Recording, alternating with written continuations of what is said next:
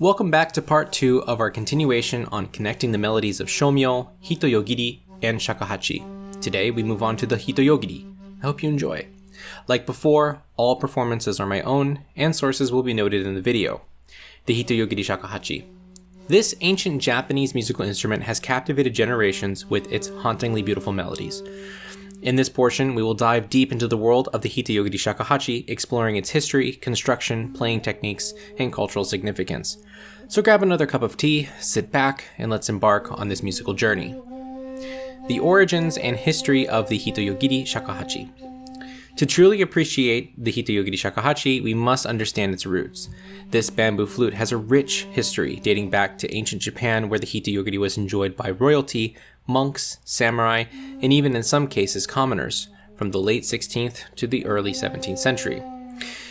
The true origins of the Hitoyogiri are not known, but we are left with a few mythological stories, which are always enjoyable. We will look at those in just a second.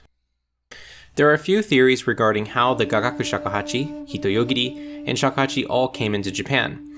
Some people believe a 3-import theory, meaning each instrument was existent somewhere else and then was brought into Japan. There is also a 2-import theory, where only the Hitoyogiri was later imported, then the Shakuhachi developed off of it. And lastly, the 1-import theory, the one I support along with scholar Tsukitani Tsuneko, where both the Hitoyogiri and the Shakuhachi are developments off the 6-hole Gagaku Shakuhachi. Let's take a look at one of the historical documents pertaining to Hitoyogiri to learn more about it. The first is the Kyokunsho. As for the short flute, tanteki, that is called shakuhachi, nowadays, 1233, blind lay monks, biwa lute players, and sarugaku, pre-no theater performers, are playing it. It is being told in a certain book that the shakuhachi has been in existence in the western provinces of China since times of old. The sound of monkeys singing, an auspicious bone of the elbow, taking the measure of 1 foot 8 inches and preparing it. Then you can blow it. That is why it is called the shakuhachi. For those interested in this portion of the text, this is from chapter 8 of the Kyokunsho, written by and compiled by Koma no Chikazane. In the postscript of the work, Toyohara no Kaneaki transcribes the work. It is an interesting picture that the blind monks who were biwa lute players were said to play the Hitoyogiri. Torsten Olafsson notes this: "It is quite probable that the blind reciters of the Heike Monogatari, the biwa hoshi, used the short shakuhachi as a tuning device, which can be seen in the Shichi Juichiban Shoku Kin Uta Awase e Maki." This is really helpful to understand the roles of shakuhachi in its time. As mentioned in earlier sections on Shomyo, Shomyo is said to have a huge influence in the artistic styles of No and biwa hoshi, both of which are being mentioned in this quote, meaning that the shakuhachi was embedded within the context of Shomyo from its earliest usage. But what does the sound of monkeys singing, an auspicious bone of the elbow, mean? Well, this is further told in the Taigensho. There was a certain monkey living in the mountains in China that had a beautiful, mysterious cry. People who heard it were moved not only to tears, but also to leave their government jobs and become monks. And so they did, until the cry of the monkey had inspired several hundred people to realize the truth of impermanence and gather together in mountain temples. The ruler at the time wasn't liking this situation, so he sent a soldier to kill the monkey. Everyone was deeply grieved at this, and after some time, still full of sorrow, longing for the monkey's voice, they dug up its bones and took out an elbow as a memento. It just happened that when a meandering breeze hit the bone, it resonated with a sound just like the monkey's cry. Following this, someone decided to take a section of bamboo of equal length, 1 shaku, 8 sun, and see if it sounded the same, but it didn't. So they added a hole, and it started sounding a little like the monkey. As they added more holes, it finally sounded just like the monkey's cry, and thus was born the shakuhachi. Now, we can see that the story is just a myth and doesn't have any credence, but is an interesting story that transcends cultures. There are similar stories in Lima about one of their traditional flutes which tells a similar story. Many of the ancient flute stories have lots to do with animal bones and a mysterious gust of wind. A doctoral thesis in the making is sitting right there on that topic. But let's continue with another account that we find in the Shichiku Kokinshu.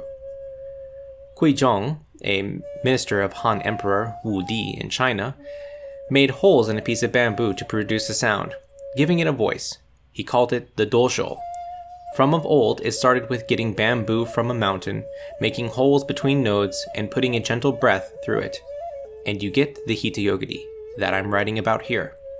The true purpose of Hitoyogiri: set your mind to play the te, or pieces. You don't need to think about playing popular kouta songs. The te pieces were transmitted from someone from another country in a distant past who constantly played the Hitoyogiri. Sosa Rojin learned from this person, and in turn taught Takase Bizen no Kami. Bisho taught Kyoin, Kyoin taught Yasuda, and Jocho taught the famous Omori Sokun. As for the sound of the Hitoyogiri, its tone color is like that of the sho, its fingering similar to that of the hichiriki. The closing of its mouthpiece is the same as the side-blown flute. This tradition should be learned from a teacher with great humility. Kamiya Junte, Shichiku Kokinshu, Hitoyogiri and Strings, Then and Now, 1805. This document is really important, and this text is important because it confirms what we know historically. The tradition of Hitoyogiri playing was revived and developed to maturity by Omori Sokun, who lived from 1570 to 1625, who wrote many treatises and made flutes that still survive today. In the Taigensho, the author laments that people do not know how to play the shakuhachi properly since the days of Emperor Go-Shirakawa, October 18, 1127 to April 26, 1192. But it is being played nonetheless, and there are teachers present as well, 1512 when the document was written. Another portion of it that is also interesting to me is that there is an account of a monk who reportedly had a very weak voice, so he played the shakuhachi before the Amida Sutra to get the pitch before chanting. In Shomyo, there are multiple works about Amida in the Shingon tradition and Jodo tradition. Though there is no extant proof that the people played the Shomyo melodies on the shakuhachi, they do fit the Hitoyogiri shakuhachi quite well. Let's take a listen to a quick example of this. This is an excerpt from a piece called Kongo Kai Shore. This is the vocal line being sung by yours truly and doubled with the Hitoyogiri. Enjoy. 異性風祭祀べうほ Continuing on, I think it's worth mentioning the popularity of the Hitoyogiri in its heyday.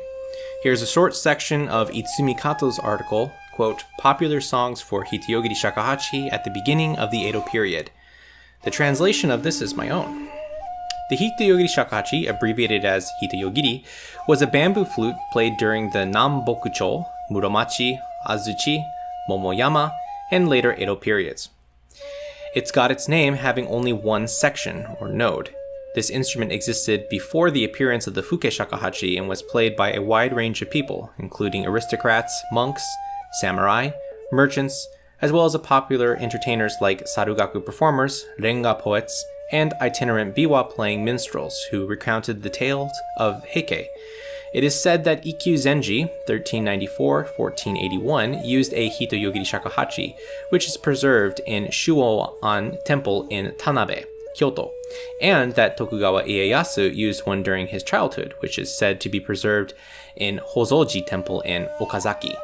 Now, Sean speaking again, it's also said that the flute that Tokugawa Ieyasu received was actually from Nobunaga.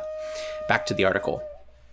A teaching manual, Shichiku Shoshinshu, being published twice in the same year, suggests its popularity and the trendiness of Hitoyogiri shakuhachi during its time. Furthermore, there is evidence in Ihara Saikaku, Nihon Eitai Gura, that suggests the popularity of Hitoyogiri shakuhachi, as it mentions Emergent's son from Sakai who learned from Nakamura Sosan, indicating the extent of its popularity. However, Munenobu's writings were limited to descriptions of practice pieces and their techniques, and Sosan's inclusion of popular songs was not yet a part of them. From the content of the instrument manuals, it can be inferred that the Hitoyogiri shakuhachi was enjoyed and integrated into the daily lives of common people, contrasting with the refined instruments used in gagaku. The geographical influence of the Hitoyogiri Shakuhachi can be traced to its popularity in the Kansai region, primarily Kyoto and Osaka. Simultaneously, in Edo during the reign of the 4th shogun, Tokugawa Ieyatsuna, 1641 to 1680, the shakuhachi player Shida Ichiyon was influenced by Omori Munenobu and established a branch called the Shida Ryu, which is documented in the Shichiku Kokinshu of 1805. This suggests that the popularity of the Hitoyogiri Shakuhachi was widespread, extending from Kansai to Kanto. One reason for its popularity may have been that it found a place in the daily lives of Edo period commoners as a form of entertainment. The book Kamitori, published in 1699, explicitly states, quote, "The Hitoyogiri Shakuhachi is a musical instrument, and when played during leisure activities in the mountains or by the water, it is often performed to popular songs of the time," close quote. In other words, the Hitoyogiri Shakuhachi was an instrument that could be easily enjoyed alongside songs, distinguishing it from more formal instruments used in gagaku. Back to me. As a final remark, there seems to be a strong connection with the religious community and high arts community, which both were either using or heavily inspired by Shomyo. Whether or not the Hitoyogiri was being performed in full melody or not, it was within the context of Shomyo singing. The anatomy of the Hitoyogiri Shakuhachi. Before we learn the techniques and the music of the Hitoyogiri Shakuhachi, it is essential to understand its construction. This traditional Japanese flute may seem simple, but its design is a masterpiece of craftsmanship. We'll take a closer look at its components and how they contribute to its unique sound. Mentioned in some of the previous historical documents is the length of the Hitoyogiri Shakuhachi, which was originally called just shakuhachi. Both in the Kyokunsho, Taigensho, Shichiku Kokinshu, and other historical documents, the name comes from the sides Ishaku Hasun. The Hitoyogiri, in its most standard size, the Oshiki mode, with the tsutsune, all finger holes closed, giving an A pitch approximately, is about 1.08 in length. The Taigensho also mentions a short and long flute. The holes are equidistant from each other, requiring adjustment on each note in order to play properly within each key. This feature may seem like a detriment to the Western for ease of playing between the 5 modes: Banshiki, Oshiki, Hyojo, Sojo, and Ichikotsu, also known as Doyo. In the same paper, Itsumi Kato has a list of 14 Edo period and older Hitoyogiri with their sizes. The shortest is 29.8, and the longest is 33.9, all of which play a note plus or minus 20 cents of A, so it seems that the shorter instrument was more popular in its time. The mouthpiece is similar to the shakuhachi in construction, but the depth of the cut is not as deep and the angle is a bit sharper. It has 4 holes on the front and 1 on back, equidistant from each other. On the screen you see 2 Hitoyogiris owned by myself. The one that is bamboo is a Hitoyogiri reportedly from 1590. The black urushi one is a newly made Hitoyogiri by Nick Belando. Traditionally, Hitoyogiri are made from madake bamboo. They typically have no lacquer on the inside, but fancy flutes will have intricate designs on the outside done with urushi, makie, and more. The musical background of the Hitoyogiri and its techniques. What kind of music was played on the Hitoyogiri? There were 2 types of music commonly played on the Hitoyogiri according to the oldest manuscripts. Music before the 1500s is still a mystery to me, and there doesn't seem to be any records of the music that was played on the Hitoyogiri of that time. The first music we will talk about is the Hayari Uta, which translates to as popular songs. In the Edo period, commoners played on the Hitoyogiri Shakuhachi, based on the manuals and writings within the Shichiku Shoshinshu. The Hayari Uta that were popular in the beginning of Edo were in modes that fit the Hitoyogiri well. Later, as half-steps were being introduced into the popular music, mainly the use of the Myakobushi scale, pushed the Hitoyogiri out of popularity due to the Hitoyogiri's awkward handling of the Myakobushi scale. In addition, its limited range, both in pitch and dynamic, made it harder to compete with the other instruments of its time, like the koto and the shamisen. The Hayari Uta does not contain halftones and is simple in construction. They are typically short, with many verses. Afumi Odori will be our first example piece. From Kato Itsumi's paper once again. Quote, Masuda Yoshinori explains that the song Afumi Odori is often referred to as Omi Odori because it includes lyrics like, quote, from now on, Omi will look lovely, close quote. However, he clarifies that this song does not exclusively pertain to the Omi region and is more specifically preserved within the rain dance of Hatsumi Shrine in Atsumicho, Tahara City. This piece features entirely distinct lyrics for the Hitoyogiri Shakuhachi and koto, both of which are humorous and entertaining in their own ways. Additionally, the shamisen is arranged into 2 voice parts, allowing for an ensemble performance by 4 people. Let's listen to the piece now on the period Hitoyogiri pictured before.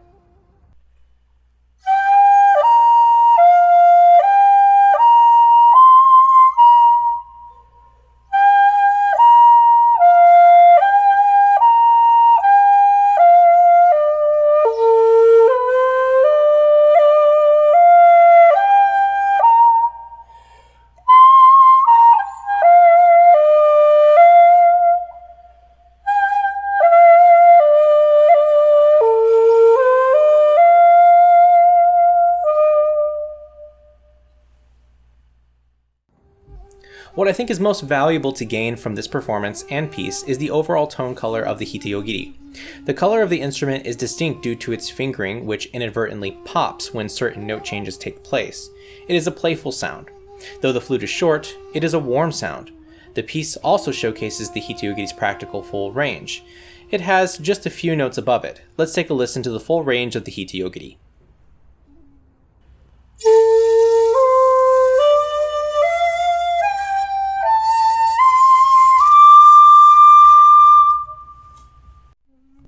Selected pieces for presentation and analysis. Now let's move on to the classical music composed and collected for the Hitoyogiri by Omori Sokun. Though Omori Sokun doesn't claim any of the pieces are his own, he only says that he collects them, it can be assumed that some of the pieces might have been his own originals. The Hitoyogiri tradition revived and matured with Omori Sokun, 1570 to 1625, who produced treaties and flutes that still survive today. Later publications often include notations such as Shichiku Shoshinshu, 1664, and Toshou Kyoku, 1669, and Ikanobori, 1687. I will present today 2 nettoris and 2 of these classical pieces on the Hitoyogiri and break down some of the techniques and sounds that are heard in the music. First, the nettori.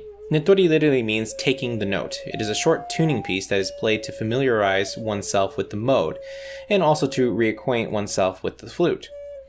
Today I will feature 2 pieces, one in the oshiki mode and one in the hyojo mode. First, the tsutsune.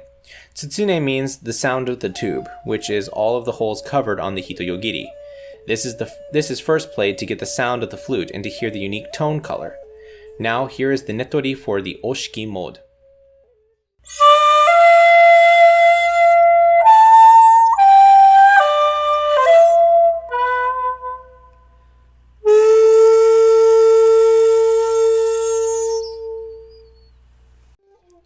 In this version of the nettori, there is a little popping sound between 2 notes.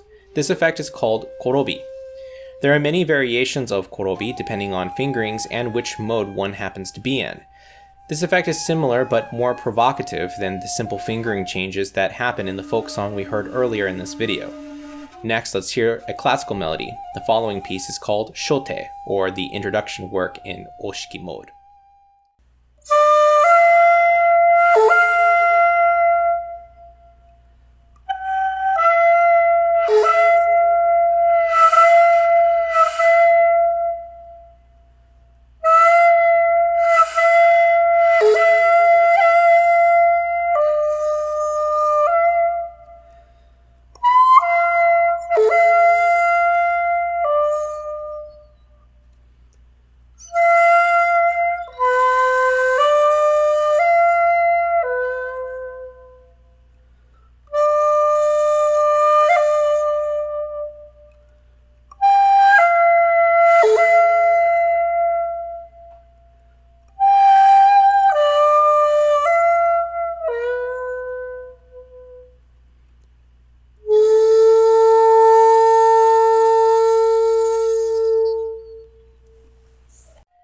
This piece is a simple work which I find to be a great piece for introducing koten or classical Hitoyogiri music. The melody is quite short and is haiku-like, much like many of the Hitoyogiri pieces. The phrases are free rhythm and have a type of reserved expressiveness. One unique sound of the Hitoyogiri is the popping sound, which is played by playing the note hyojo, E, and then hitting a tsutsune, oshiki, or A, all holes covered, and quickly returning back to the hyōjō E pitch. This piece, Shote, is a great first work to learn due to its simplicity. From a performer's perspective, the melody is incredibly meditative. The manuals describe that each note should be played somewhat similar in length, but when felt, some notes should be elongated and shortened. Though this might seem like a way to avoid being specific on how to play a piece, it is quite freeing. It also makes it so that the piece is never done the same way twice, thus making it enjoyable to come back to the same piece each day with a different mind, body, and heart. Now onto a piece in the hyōjō mode. I will combine both the nettori and the piece in this performance. First, you will hear a simple nettori or tuning piece, and then a short break, then the longer work afterwards. In this piece, you will hear the yuri that is in the opening of the work titled Ryo. The yuri technique is in the fall mode is quite similar to the technique in shakuhachi known as nayashi. Typically speaking, nayashi are not done in succession, but it is a frequent occurrence in Hitoyogiri music across modes. Yuris are also played differently in each mode, but the autumn mode specifically is expressed and sounds like the shakuhachi's nayashi. This technique is also found within Shomyo as well. Also, at the end of this piece, we are given another technique that is found both in shakuhachi and in Shomyo, which is suri, or simply put, a portamento or slide. Suri is found in many of the other modes of Hitoyogiri, but seems to be most present in the fall mode. Let's take a listen to the piece.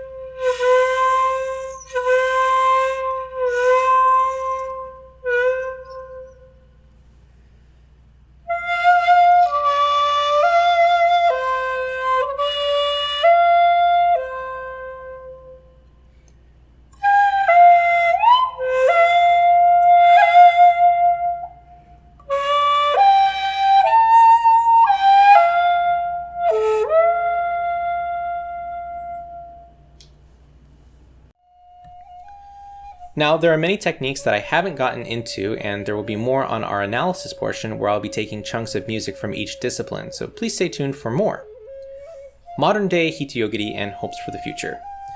Throughout most of the Edo period, the Hitoyogiri was enjoyed by many people, as mentioned before. However, as time went on, musical sensibilities and styles changed. The preference of the Edo people shifted towards the Miyakobushi scale, which included half steps. While other instruments, koto, shamisen, and others could adapt to the new musical landscape, the Hitoyogiri was left behind. The Hitoyogiri faced these challenges due to the small mouthpiece, limited range, and limited dynamic voice, making it unsuitable to express the variations in pitch and melodic contour popular in the middle of the Edo period. Moreover, the rising popularity of our next feature instrument, the Fuke Shakuhachi, took over and contributed heavily to the decline of its popularity. Today, there are only a few people who play the Hitoyogiri seriously, and even fewer in its classical style. But my friend Nick Belando and myself aim to change that. We are offering a course for the Hitoyogiri. You can go to my website, seanheadmusic.com, to learn more and sign up there. You can also buy a Hitoyogiri from the store page. More about the course. The course will be a group lesson setting every week. The course will take place over 3 months in the spring of 2024. We will meet every week for 1-hour-long lessons. There will be one morning time in class in Japan time and one evening course also in Japan time, both covering the same materials. Each lesson will also be recorded and can be watched back at a later time, in case you miss one or forget some of the materials mentioned in the course. For future viewers, we will have additional courses after this one as well, so please be sure to check the website for updates. Official times for the course are now available. Check them out right here. So, go sign up on my website now and get yourself a Hitoyogiri and be a part of its revival. To learn more, check out the links in the description below about our project on reviving the Hitoyogiri. Thanks for watching. See you next time where we go into the shakuhachi and its music. It is spring, 1590, and yayoi, hibernating insects emerge, March 6th. Toyotomi Hideyoshi, in just a few months, is set to take over the late Hojo clan in the siege of Odawara in the Kanto region, completing the reunification of Japan. Soon after that, he'll be working his way over to Osaka Castle for its inevitable takeover in just a few years to come, in 1592. As the sun began to set over the horizon on this spring evening, casting vibrant hues of orange and pink across the sky, the tranquil ambience of the beach called out to the passerby samurai of Hideyoshi. A gentle breeze danced through the air, carrying with it the salty aroma of the ocean and the distant sounds of laughter and waves crashing against the shore. A sense of serenity enveloped the scene, slowing down the frantic pace of everyday life and inviting those who strolled along the water's edge to pause and embrace the beauty of this moment. The rhythmic ebb and flow of the sea seemed to mirror the pulse of life itself. With every wave that crashed against the shore, worries washed away, and burdens dissolved into the vastness of the ocean. The sand, soft beneath bare feet, served as a reminder of the unending cycle of renewal. Footprints vanished swiftly into oblivion, merging with the countless impressions that had come before, and those that would follow. At this moment, the samurai sits on a dry, washed-up log on the shore, and taking out his Hitoyogiri, played his favorite springtime melody, Takane.